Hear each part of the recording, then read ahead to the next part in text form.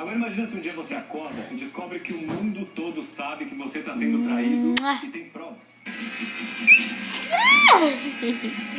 Meu pintinho amarelinho, cabe aqui na minha mão, na minha mão. Manda beijo pra Isabelle. Beijo, beijo, beijo, beijo. Ela e ele, protagonistas de uma história de um ano.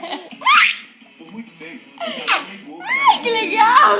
numa entrevista pro Fantástico em 2010, quando o repórter Álvaro Pereira Meu pintinho amarelinho, cabe aqui na minha mão, na minha foi mão. só apagar. Ou seja, nunca. Depois de muito flagrante de paparazzi, a história Amor, vem cá. com a história dos filmes e eles viraram um casal. Bota lá a galinha pintadinha, filha. Bota lá a galinha pintadinha, bota. Liga lá. Bota lá, ó, lá no DVD, ó. Bota a galinha pintadinha pra nós ver, bota. No estúdio a gente reuniu alguns desses fãs e dividiu em dois lugares diferentes. Aqui desse lado, fãs do Robert Pattinson.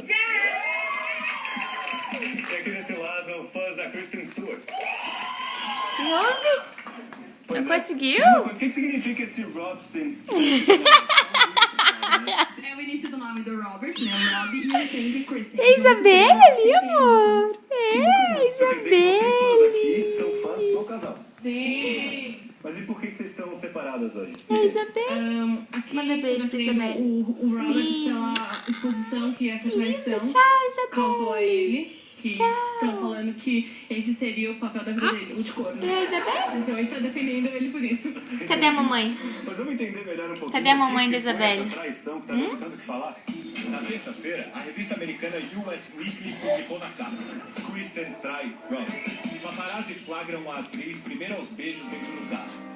Depois Olha, do pai, a amor, Isabelle, pai. ele é Ali, Rupert ó. Sanders, quase Olha, 20 anos pai. mais velho que ela, e também o diretor do filme A Branca de Neve e o Caçador. Foi lançado em março e protagonizado por Kristen.